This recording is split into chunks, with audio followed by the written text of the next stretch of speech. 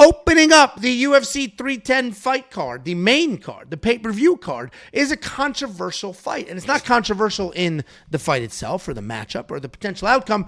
It's controversial because this is the fight a lot of people, me included, are saying should not be on the main card. This will be an absolute banger. This will be a ton of fun, potentially fight of the night. But to me, main pay-per-view cards are a sacred thing.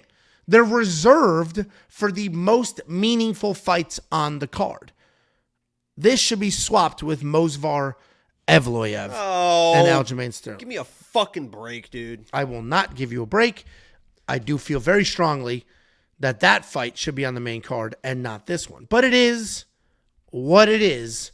And we've got Nate Landwehr, who is very exciting, taking on Ho Choi. Nate the Train, 18-5 in his career. 4-1 in his last 5. He is coming off that knockout win over Jamal Emmers. San Antonio! Take a look at his bicep. That's what he said. Ho Choi. The Syrian Superboy. Oh, God. The alcohol's hitting me. The Korean Superboy. 15-4 in his career. 1-3-1 in his last 5. He is coming off that knockout win over Bill Algeo. Nate the Train, super exciting. I actually shared a card with him. We shared a locker room with him back in the day. He fought on the same card as Nicholas Newell, one-arm fighter I used to manage. And I say used to because he doesn't fight anymore, but so I guess still manage. And in the XFC. And Nate the Train was on the card, and that dude is as wild in real life as you would expect him to be. Man, he's smooth in Tennessee, man. He's just a good old Tennessee boy. And that's where this fight was. It was in Knoxville. Tennessee. This was in Knoxville, Tennessee, and Nate Landwehr showed up, and that dude was as entertaining as you expect him to be. Salt of the earth. Mama ain't raised no bitch. Knee high to a grasshopper. Nate Landwehr is a wild man. He fights like a wild man. By 4th of July. You know that is? No. You don't know what's supposed to be elephant eyes by 4th of July? No, what? Man, you might want to take that fucking hat off or something. Is that a buck on that hat? What is that? A fucking reindeer. It's a Christmas hat. Sorry. Idiot. Nate Landwehr's wild. He fights wild. He moves forward. All pressure. Sets a crazy pace, never stops, wrestles his ass off, shoots a ton of takedowns, will swing wild. He will put himself in the harm's way to advance his position and for our fans. He's coming off that win over Jamal Emmers, where in typical Nate the Train fashion, got the shit kicked out of him, but moved forward anyway with relentless pressure. Taking on the Korean Superboy, Ho Choi. Exciting fighter. He has 5 Fight of the Night bonuses in only 7 UFC fights. Style-wise, powerful striker. Okay takedown defense. He does a great job throwing straight punches, staying active, and getting wild enough to be exciting, but not so wild that he's making massive mistakes. You can say that, yeah, he's got a good amount of losses, and he doesn't have a lot of wins. He's coming off his first win in 8 years.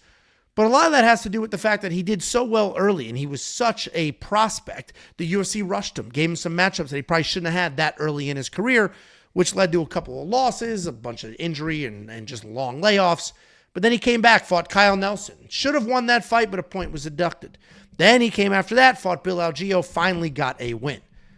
Korean Superboy's 33 years old, starting to hit the tail end of his career. He's not there just yet, but he hasn't quite lived up to that potential. So he needs to string together some wins, and this could be the beginning of that, because I am going to pick Nate Landwehr. I do think Nate Landwehr wins this fight with sheer pressure and wrestling. Ho Choi's takedown defense is not great. So I think Nate Landwehr wins literally because of the pressure and the takedowns. But Nate Landwehr is almost knocked out in every single fight, and eventually the almost knocked out does become an actually was knocked out, and you just never know when that's going to be. Nate's the pick, but woo, child, my little... cautious with this one. What you think, boy?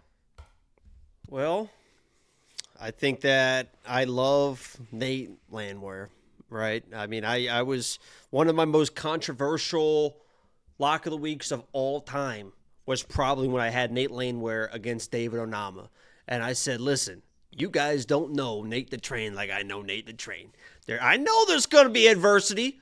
Right? I know that Onama's probably going to hurt this guy, but he is going to weather the storm, and he is going to wear that guy down, and that's exactly what happened. He almost got knocked out in the first round, came back, was dominating that fight.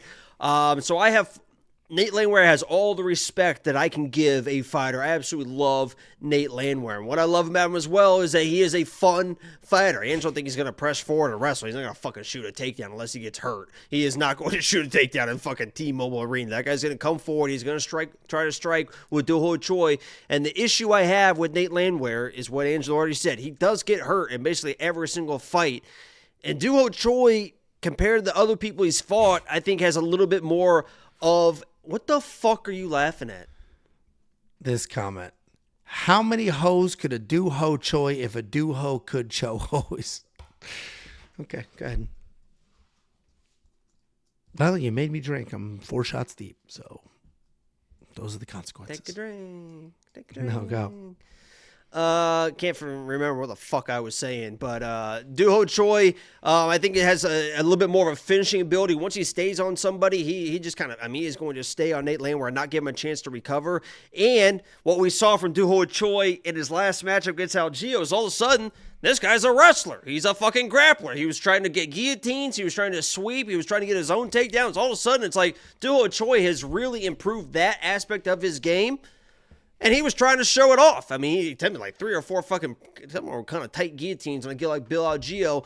And if Ho Choi hurts Nate Landwehr, and the only time that Nate Landwehr is going to go to the wrestling, in my opinion, is if he does get a little bit hurt, he might go to the wrestling. I think he gets hurt. I think he takes a sloppy shot, and I think Ho Choi snatches up his neck, the one he couldn't get against Bill Algeo, but against a guy like Nate Landwehr, he is so tough. It's hard to TKO these tough guys. Sometimes you got to just choke them out, and it seems like Ho Choi has been wanting to show off that grappling. Didn't do it against Bill Algeo. He fucking found the finish anyway, but I'm taking Ho Choi in this fight, man. And I got a flyer bet that I put on Twitter, $250 Ho Choi by submission plus $800 to win, like $2,200 or something like that. It's a flyer. There you go. Fancy fance. I am did you pick Nate? You picked Ho. Who'd you pick? The people know. Okay, well, I picked Nate, so I'm going to stick with Nate. I do wish the odds were closer. I hate that he's like a medium favorite here because I would do something. Because then going from moving off money line, I got to find a prop that makes sense. I don't love the round lines. I don't love any of the props, so I'm probably just going to end up leaving this fight alone because Nate does almost get knocked out. But he comes forward with relentless pressure. He can finish people. He can get fit. Like, too much going on here. I would have bet Nate if the odds were closer, but if anything, they're actually widening. So I'm going to go ahead and leave that alone. $8,400, though, in DraftKings Fantasy. That's not terrible pricing. If he gets the takedowns, if he pushes that pace, which Jacob doesn't think he'll do, but I do, then all of a sudden, he'll be worth that money. If you do want to check out all the picks, the bets, the tools, the round line leans, the artificial intelligence, DraftKings Optimizer, WeWantPicks.com. It's only $10 a month. WeWantPicks.com.